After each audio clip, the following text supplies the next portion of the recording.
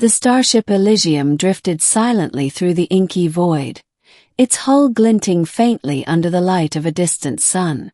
Captain Elias Grant stood on the observation deck, his hands clasped behind his back, staring out at the alien world below. Altair 7, a planet of jagged mountains, crystalline forests, and an atmosphere that shimmered like liquid gold.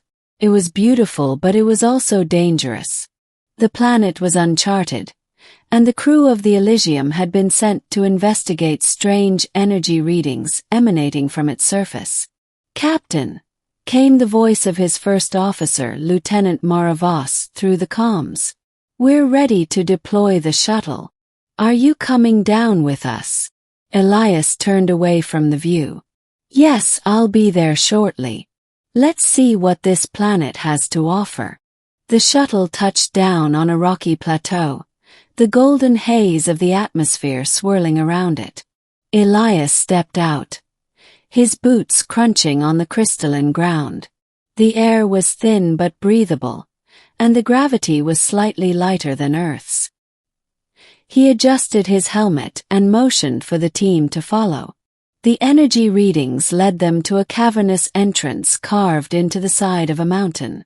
The walls were smooth, almost polished, and covered in intricate carvings that seemed to tell a story. Elias ran his gloved hand over the surface, feeling the faint hum of energy beneath his fingertips. "These carvings, they look ancient," Mara said, her voice filled with awe.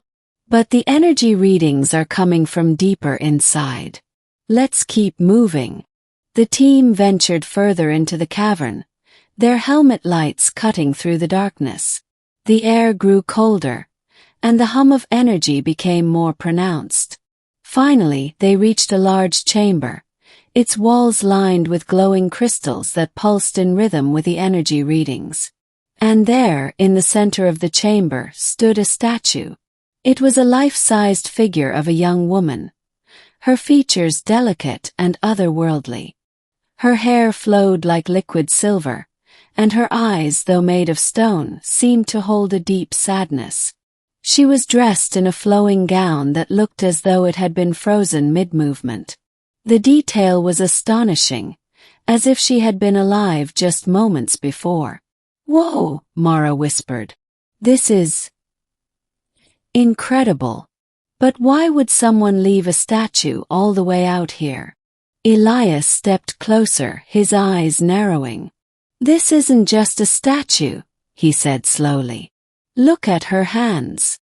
Mara followed his gaze. The figure's hands were outstretched, as if reaching for something or someone. And in her palms was a small, glowing orb, its light flickering faintly. Before anyone could react, the orb suddenly flared to life, casting the chamber in a blinding light. Elias shielded his eyes, feeling a surge of energy wash over him. When the light faded, the team gasped in unison. The statue was gone. In its place stood the girl, alive and breathing, her silver hair shimmering in the crystal light. She looked around, her eyes wide with confusion and fear. Who are you?" she asked, her voice soft and melodic, yet filled with an ancient weariness. Elias stepped forward, raising his hands in a gesture of peace. "My name is Captain Elias Grant. We're explorers from Earth. We mean you no harm." The girl's eyes locked onto his, and for a moment, Elias felt as though she could see straight into his soul. You are human," she said, her voice trembling. "I have been waiting for so long." "Waiting for what?" Mara asked, her tone cautious. The girl lowered her hands, the orb now dim and lifeless. "My name is Lyra," she said. "I am, or was, a guardian of this world. Long ago, a great evil came to Altair 7, a force that sought to consume all life. My people fought against it, but we were no match. In a final act of desperation, I used the last of my power to seal the evil away, but the cost was my own life. I was turned to stone, cursed to remain here until someone pure of heart could break the curse and free me. Elias exchanged a glance with Mara. And you think we can help you? Lyra nodded, her eyes pleading. The orb you saw is the key to my freedom. But it requires a human touch, a touch untainted by greed or malice. Only then can the curse be broken.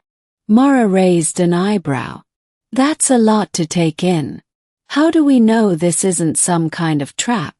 Lyra's expression hardened. You don't. But if you leave me here, the seal will weaken and the evil will escape.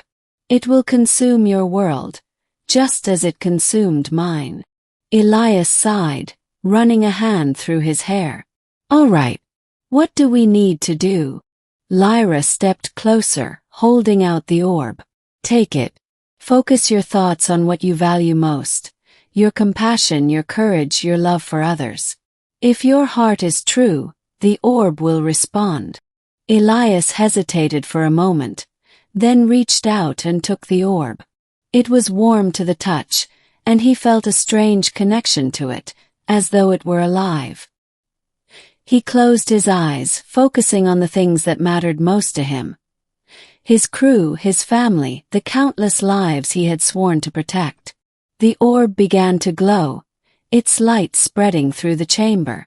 Lyra's eyes widened in hope as the light enveloped her, and for a moment, Elias thought he saw a smile on her lips. But then the ground began to shake. Captain!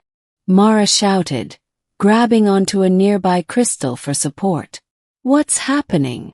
Lyra's expression turned to one of horror. No. It's too soon. The seal is breaking. The chamber trembled violently, and cracks began to form in the walls. From the shadows emerged a dark, swirling mass, its form shifting and writhing like a living nightmare. It let out a deafening roar, and Elias felt a wave of pure dread wash over him. Get back! Lyra cried, stepping in front of Elias. It's drawn to the orb's energy. We have to destroy it before it's too late. Elias clenched his jaw, his mind racing. How? Lyra turned to him, her eyes filled with determination. The orb is a part of me. If you shatter it, it will release all of my remaining power. It will destroy the evil, but it will also destroy me. Elias shook his head. There has to be another way. There isn't, Lyra said softly. This is my fate. But you can still save your world. The dark mass surged forward, its tendrils lashing out at the team. Mara fired her weapon, but the energy bolts passed through it harmlessly. Elias knew they were out of time. With a heavy heart, he raised the orb above his head and brought it down onto the ground with all his strength. It shattered in a burst of light, and Lyra's form began to dissolve, her body turning into pure energy. Thank you, she whispered, her voice barely audible over the chaos. You have given me peace. The energy surged outward, engulfing the dark mass and tearing it apart. The chamber was filled with a blinding light, and Elias felt himself being thrown backward. He hit the ground hard, his vision swimming. When he finally opened his eyes, the chamber was silent.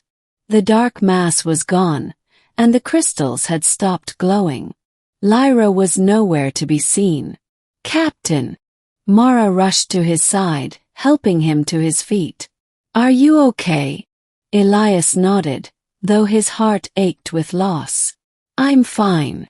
Let's get out of here. As they made their way back to the shuttle, Elias couldn't shake the image of Lyra's smile from his mind. She had sacrificed everything to save them, and he knew that her story would stay with him for the rest of his life.